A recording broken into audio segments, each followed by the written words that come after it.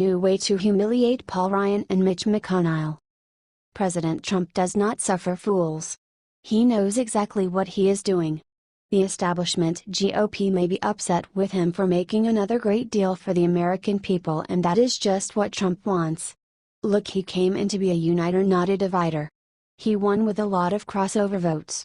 He won the Rust Belt with a specific message: America First. Advertisement: it brought people together because it was the right message. The GOP establishment told Trump they have all the votes he will ever need. They told Trump to do health care first and that it was a layup. They were wrong and imperiled Trump's agenda. They are not to be trusted. Advertisement: it was a big defeat for the establishment GOP, and Trump did what any good deal maker would do: find someone who can get the damn job done. And you can tell he is having a lot of fun, because just double down on taking Ryan and Mitch to task for their blunders. Isn't it fun good to watch Trump kick the swamp's ass? According to Fox News, President Trump ripped congressional Republicans Friday today after they whined about his deal with the Democrats. Republicans: sorry, but I've been hearing about repeal and replace for 7 years, didn't happen. Even worse, the Senate filibuster rule will never allow the Republicans to pass even great legislation. 8 teams control, will rarely get 60, versus 51, votes. It is a Repub death wish. He tweeted. Then he gave them a warning, and because he just made a deal with the Dems, Paul Ryan better take him deadly serious or he will be left out in the cold again. Republicans must start the tax reform, tax cut legislation ASAP. Don't wait until the end of September.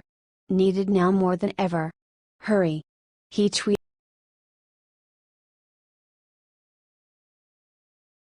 Breaking: FBI chief throws cold water on Dems' last hope to impeach Trump. FBI Director Christopher Wray said on Thursday he has not detected any whiff of interference by the White House into the ongoing investigation into Russian meddling in the 2016 presidential election. This kills the liberals' attempt to impeach Trump yet again. This was the first time that FBI Director Christopher Wray gave a public address after being confirmed as the head of the FBI. Wray said he is confident in Robert Mueller, the guy who is won a witch hunt in an investigation based on a lie. Advertisement: I can say very confidently that I have not detected any whiff of interference with that investigation, Wray said during a panel discussion at the Intelligence and National Security Summit in Washington. Wray got the job after Comey was fired. We all know that Comey should have been arrested for illegally sharing information with the fake news organization called the New York Times. He was another one trying to impeach Trump from the onset of the Trump administration. He also was supposed to call out the Trump White House for interfering in the Russian investigation, but Trump mentioned something about tapes, and then Comey told the truth, saying that he did affirm Trump on 3 separate occasions that he wasn't under investigation. Advertisement: the White House has been forward saying that Trump didn't collude with Russia. The dossier was false, Comey failed, and Mueller keeps calling witnesses but can't find anything. Wray may kill the investigation once and for all. Wray also reiterated his confidence in a January report compiled by U.S. intelligence agencies which concluded that Russia had interfered in the 2016 election and tried to tilt it in Trump's favor, a finding Trump has often questioned. The lie from the left was that the intelligence agencies numbered near 17, turns out there were only 3, and they are all part of the same intelligence agency, the NSA. What do you think about that?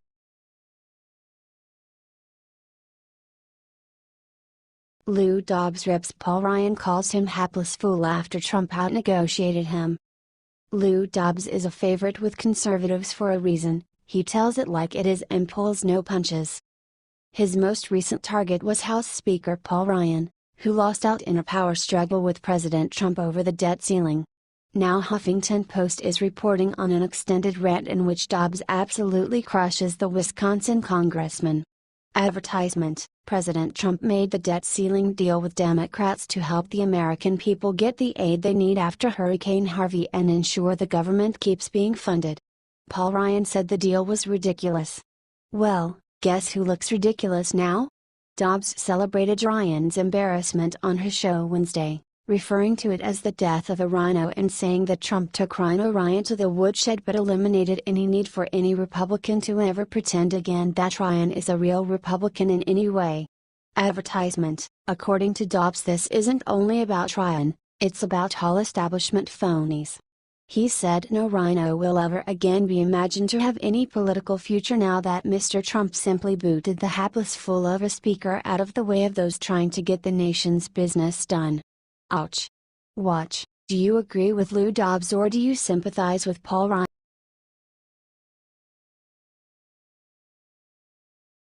Hollywood liberal stunts Deems with amazing announcement about Ben Carson. Steve Harvey isn't a frequent doormat for the leftists' lunatics in Hollywood.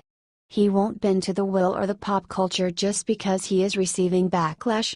Can you imagine how much backlash a Hollywood star would get if he supported Ben Carson? Well, Steve Harvey is facing that kind of backlash. He has decided helping the Trump administration in its housing and urban development efforts would be good for the African American community despite opposition from his own subordinates. Advertisement: Harvey gave an interview to The Hollywood Reporter. Harvey disclosed that he has actually met with the HUD Secretary Dr. Ben Carson. They discussed reusing closed urban schools into vision centers to teach children STEM subjects and computer programming. Steve Harvey said he had offered his help to Donald Trump when he met with him at Trump Tower in January. Harvey said that he confessed to the president-elect that he voted for Hillary Clinton during the 2016 presidential election. He then revealed, a few minutes later, he had Ben Carson on the phone. Harvey went ahead and kept his promise to assist Trump even though he has received massive backlash from within his own community. Harvey added that his wife suggested he should reschedule that meeting since he was supposed to be on a boat for his 60th birthday. "God, I should have listened," he said. This is the best news you can hear from Hollywood. When a Hollywood liberal wises up and tries to help the conservatives in a positive way, it makes way for great things to happen. Harvey and Carson would be a great team for the black community in urban America. The black community is suffering, and the more mass immigration we have, the worse off they are. What do you think of Harvey supporting Trump and Ben Carson?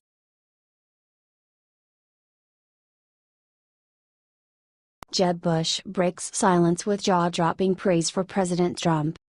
Former Florida governor and huge Trump critic Jeb Bush went on CNN this morning and did the unthinkable. He actually praised President Donald Trump. Advertisement. Shocker. My jaw literally hit the floor when I saw it. Never expected it. Maybe the guy is finally coming to his senses. According to CNN, Bush said, President Trump has done a good job showing his concern for the victims of Harvey, and I'm sure he'll do the same for Irma. The key, though, is to make sure Washington's here for the long haul, for the long-term recovery of our state. Bush dealt with the catastrophic storms of 2004 and 2005 as Gov. That saw 8 hurricanes and 4 tropical storms slam into Florida. Advertisement. He did a good job and was roundly praised for leadership, and then tried to use that as a main selling point to get the Republican nomination in 2016. Until he was called low-energy Jeb by Trump. And more than lived up to the name. Bush, who has decided to shelter in place for Irma in his hometown of Coral Gables, Florida, has been all over social media tweeting out information. Why shelter in place? I am proud of how the local and state officials have prepared for this, he told Chris Cuomo. We've always learned from the lessons of the past. Bush added officials have hundreds of things to consider after the storm passes. For example, are all the generators in place for maintaining the water systems of every municipality that's going to hit by this? Can we get chlorine to make sure the water supply is safe when there's no power? All of these things we've learned through trial and error. Bush was even somewhat positive about Trump's decision to make a deal with the Democrats. If it's based on trying to create a better bipartisan kind of culture in Washington, all power to him. If it's a short-term thing just to kind of have a win, I'm not sure that's going to be a long-term, positive benefit. The key right now is to make sure the fiscal solvency of the country remains in place and that there's money available for the recovery of these devastating storms that have hit Texas and Florida.